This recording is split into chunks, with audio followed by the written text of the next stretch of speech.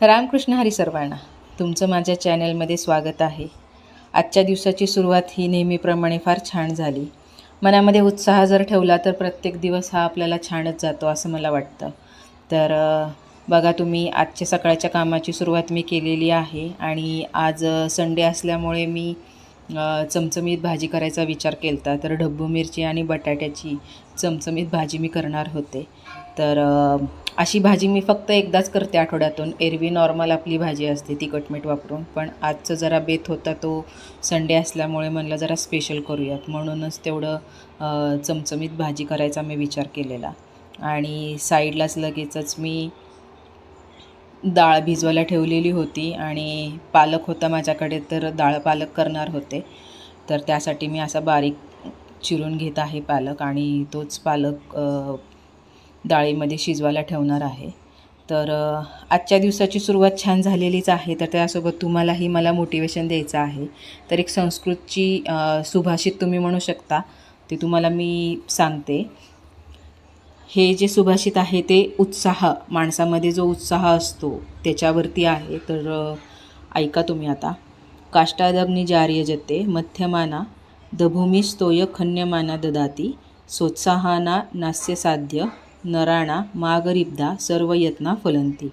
तर हे जे संस्कृत सुभाषित आहे याचा अर्थ असा आहे, लाकडे एकमेकांवर घासल्याने अग्नी उत्पन्न होते, जमीन खणत राहिल्याने पाणी मिळते, उत्साही लोकांना असाध्य असे काही नाही, योग्य रीतीने सुरू केलेले सर्व प्रयत्न सफल होतात। तर बरोबर आहे, कारण का उत्साह जर मनामध्ये असेल तर कुठल्याही गोष्टीचा आपल्याला कंटाळा येत नाही आणि तो दिवसही सार्थकी जातो।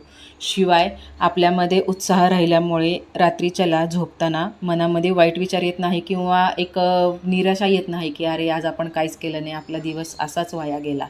तर आपल्या दिवसाचा सार्थक करायचा असेल तर मनामध्ये उत्साह ठेवून आपण प्रत्येक काम करायला पाहिजे। आपलं ते कामही खूप छान सफल होतं आणि दिवसही आपला फार छान जातो। तर श्रम जर केलं तर ते श्रमाचं फळही आपल्याला फार छान भेटतं। आणि आळस जर केला तर आळसामध्ये कसं असतं, स्टार्टिंगला आपल्याला सुख वाटतं, चला आत्ता नाही करायचं, थोड्या वेळाने काम करूयात, पण ते सारखं डोक्यामध्ये राहतं आपल्या की अरे हे काम करायचं आहे, ते काम करायचं आहे। मग तो जो आळस असतो त्याच्यामध्ये ना ते कामही धड होत नाही, नुसता वेळ वाया जातो। तर वेळ न वाया घालवता जर आपण ते काम उत्साहाने केलं की नाही आज आपण हे काम करणं गरजेचं आहे आणि हे काम केलं तरच पुढचे काम आपल्याला करता येतात, तर त्या दृष्टिकोनातनं जर उत्साह मनामध्ये राहिला तर आपोआपच सगळे कामही होतात आणि आपला दिवसही छान जातो। तर हे सुभाषित आणि हा विचार आजचा कसा वाटला तुम्ही कमेंट करून मला नक्की सांगा। आणि बघता बघता माझ्या पोळ्याही झाल्या आणि इथे भाजीची तयारी केलेली आहे। तर लसूण, कांदा, टमॅटो, ढब्बू मिरची आणि बटाटा सगळं बारीक चिरून चांगलं फोडणी देऊन सगळे मिक्स करून तेलामध्ये छान तळून घेतलं ते। आणि नंतर मग आपलं छोटे छोटे थोडे मसाले टाकले, मॅगी मसालाही त्याच्यात ॲड केला। मॅगी मसाल्याने चव छान येते आणि थोडीशी मी साखरही टाकते, साखर किंवा गूळ, तर त्याच्यामुळे ना एक अजून छान चव येते भाजीला। तर तुम्ही नक्की ट्राय करून बघा। अगदी किंचितची टाकायची, जास्त नाही टाकायची, अगदी किंचितची साखर टाका, त्याच्यामुळे ना भाजीला एक खूप छान चव येते। नक्की तुम्ही ट्राय करा। तर इथे बघू शकता आपली भाजी होत आहे। मला अजून एक गोष्ट तुम्हाला सांगायची आहे, ती अशी की मी कविताही करते। माझ्या कविता ज्या असतात त्या मराठीमधून असतात आणि माझी पहिली कविता जी होती ती मैत्रीवरती मी तयार केलेली होती। तर तुम्हाला मी आत्ता इथं ऐकवते ती कविता। तर नात्यांच्या पलीकडचे नाते, नाते सुंदर काते, विश्वासाचा सुंदर असा हा ठसा, कोणी निर्माण केला आगळा वेगळा असा, जीवनाच्या झाडाचे छोटेसे ते पान, परंतु त्यालाच असा मोठा मान, नाव आहे त्या नात्याचे तुझ्या माझ्या मैत्रीचे। तर ही माझी सगळ्यात पहिली कविता मी तयार केलेली होती आणि तुम्हाला ही कशी वाटली ती नक्की मला कमेंटमध्ये सांगा। आणि जर तुम्हाला अजून अशा अनेक नवीन नवीन कविता जर माझ्या ऐकायच्या असतील तर तेही मला कमेंट करून नक्की सांगा आणि माझ्या चॅनलला सबस्क्राईब करायला विसरू नका।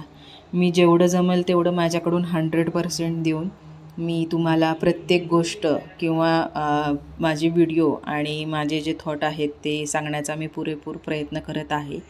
आणि तुमच्या साथीनेच मला यश मिळेल अशी मी देवाकडे प्रार्थना करते. तर इथे बघा आपली भाजीही झालेली आहे. शेवटी कूट टाकलं, थोडीशी कोथिंबीर टाकली आणि छान त्याला ताट झाकून शिजू दिलं. आणि इकडे फोडणी करून घेते. आपलं डाळ पालक तर रेडी झालेलं आहे, तर त्यासाठीच लसणाची छान फोडणी करून घेत आहे. मोहरी, जिरे आणि लसूण छान तेलामध्ये परतला, त्याच्यामुळे जो लसणाचा उग्रवास आहे तोही जातो आणि लसणाचा जो स्वाद आहे तोही फोडणीमध्ये छान उतरतो. हिंगही टाकायचा, त्याच्यामुळे अजून छान त्या डाळीला चव येते. आणि ते करपू नये म्हणून मग मी त्याच्यामध्ये थोडीशी डाळही टाकली आणि आपली डाळही तयार होत आहे. तर तुम्हाला हा आजचा माझा विचार, माझा व्हिडिओ आणि ह्या सगळ्या गोष्टी कशा वाटल्या त्या नक्की मला कमेंट करून सांगायला विसरू नका. मी तुमच्या कमेंटची आतुरतेने वाट बघत आहे. आणि हो, आता लवकरच नवीन वर्षाचीही सुरुवात होणार आहे. नवीन वर्ष काहीतरी नवीन घेऊन येईल सगळ्यांसाठी, बरोबर ना? तर तुम्ही नवीन वर्षामध्ये काही नवीन संकल्प करणार आहात का? आणि जर तो करणार असाल तर तुम्ही तो काय करणार असेल? मीही संकल्प करणार आहे. तर माझा काय संकल्प असेल तर तुम्हाला मी नक्की लवकर सांगेल. आणि तुम्ही काय संकल्प करणार आहात तोही मला नक्की सांगा. मी कमेंटमध्ये तुमच्या कमेंटची वाट बघते. बघा ना, बोलता बोलता आपलं कामही झालं आणि कामासोबत गप्पाही झाल्या. तर किती छान ना? आणि हो, तुमचे काही सजेशन्स, तुमचे काही विचार असतील जे तुम्हाला मला सांगायचे असतील तर नक्की मला कमेंट करून ते सांगा. मी ते गोष्टी विचार करून त्याच्यावरती बोलण्याचा प्रयत्न करेल. आणि व्हिडिओ जर आवडत असतील तर नक्की सबस्क्राईब करा. भेटूयात मग आपण नवीन एका व्लॉगमध्ये. तोपर्यंत धन्यवाद.